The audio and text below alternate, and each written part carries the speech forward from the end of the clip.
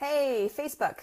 I'm Kelsey-Matheson. I'm a coach, I'm a speaker, I'm an entrepreneur, and I'm on a mission to empower people to make their dreams come true. That's my mantra: dream great dreams and make them come true.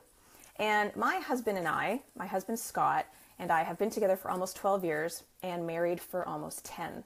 And it's been a fun journey. It has been hard and frustrating at times, but mostly it's been a brilliant adventure with one of my best friends. And over a weekend in June, Scott and I left our daughter with my mother here in our home in Brooklyn, and we flew across the country to San Diego, California to attend a wedding. And we were both really looking forward to the 3 days and the 4 nights of celebrating our friends and exploring and relaxing. And it's the first trip that Scott and I have taken together without our daughter in a very, very long time. And so the outcome of this trip was so profound that I actually wrote an article about it on personalgrowth.com. But I'm going to share with you more of my personal story about this experience here in this video. So as soon as Scotty and I were on the plane, I felt the heaviness of all my responsibilities melt away, and this bubbling excitement of being solely with my partner for an extended period of time without any obligations except to arrive at our friend's wedding on time.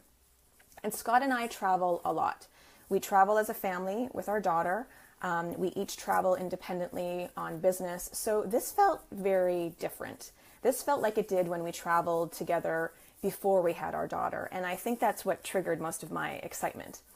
So it was like a throwback to a time where our lives felt uncomplicated and less stressful. And so on the 6-hour plane ride, I found myself gazing over at my husband or holding his hand or randomly leaning over to give him a kiss. And I just felt this surge of love for him that's always there, but it hadn't surfaced like that in a very long time. And we even snuggled up together because we were sharing a set of earbuds so we could watch a movie together because his headphone jack wasn't working.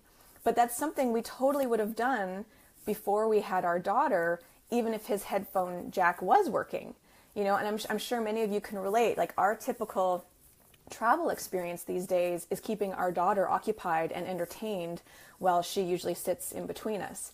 So, and Scott and I do almost everything with our daughter, and we treasure our little family of 3, and we love to laugh and dance and create and explore.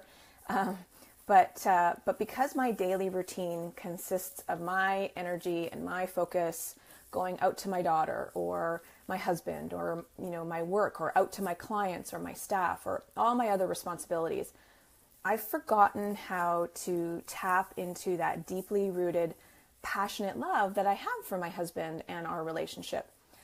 And so without the need to make sure that everything in our lives is running as smoothly as possible, I just found myself inherently tapping into those feelings. And in all honesty, I haven't felt those feelings in a while. So it wasn't a conscious decision. Those emotions just organically started to flow during this trip. The feelings I had, felt similar to when we were first dating. The excitement and the desire and that pure joy. But truthfully, it felt better because now the bond is stronger and it's more secure, and there's an ease in communication because we know each other so well, and an understanding, that we have, and a secret language that we have that is sacred just between the two of us. And I'm sure a lot of people out there who have been in long-term relationships can relate to this. Like, my husband and I can have an entire conversation just by looking at each other with a certain smirk or a subtle look, and we know exactly, what the other is thinking. So, marriage isn't easy, and I don't think it's supposed to be. I think the challenges allow for both partners to grow individually as well as a couple, and hardships provide the opportunity for transformation, so that when the pendulum swings to the side that holds anger, frustration, and resentment, it carries the power to swing back with an equal amount of force that is charged by respect, love, and connection. And I know it's easy to get caught up in our hectic lives, and there's nothing wrong with that necessarily. I love the life that I have with Scott and my daughter, and I wouldn't change it. But having that time alone with the man that I married has woken up some feelings that I'm so grateful still exist after all these years.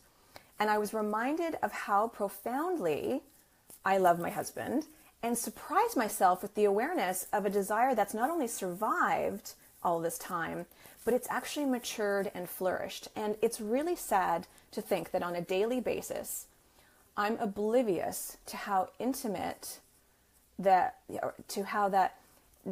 intimate that bond is that I have with Scott, and that it's continually growing and evolving every single day.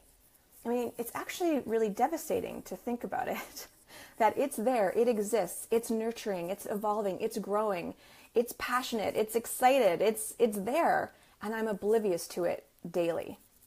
So basically, this trip was a gift, and it allowed me time and space to honor how far we've come, and that the journey is only getting more interesting. So in my article on personalgrowth.com, I share 5 tips to help you generate that spark. So I encourage you to check out that article, and I'll include a link for you. But I also have an exercise that I do with my clients that works extremely well at tapping into those feelings. So if you're interested in experiencing that passion again, then let me tell you, it does exist. You just need to tap into it. So I challenge you to grab a journal or your tablet and spend some time writing down all the ways that you currently connect to your partner. For example, whenever I walk by my husband, more times than not, I tap him on the butt as I go by. So after you've thought about all the current ways that you connect to your partner, I want you to brainstorm some new ways that you could connect with them. Ways to connect that are fresh and that are different from how you connect with your friends, your colleagues, or even your best friend. So for example, if I were to incorporate something new, I could make a conscious effort to give my husband a little kiss on the neck the next time I walk by him, instead of that tap on the butt. And that is something that's new and fresh that not only he will notice, but it will inherently get me out of my routine. It will get you out of that automatic pilot state that we're all so familiar with, and it will trigger something fresh and exciting. And what you'll notice will happen is when you start to implement your new and fresh ways of connecting, your partner will also start to connect with you differently. And there's nothing wrong with that. So if you have any experience with this or excited to try this challenge yourself, then please leave a comment below. I would love to hear from you. Thank you for watching. Thank you everyone for your support and your love. Please sign up for my newsletter if you haven't already at Kelsey-Matheson.com, and we'll see you soon. Ciao, everyone.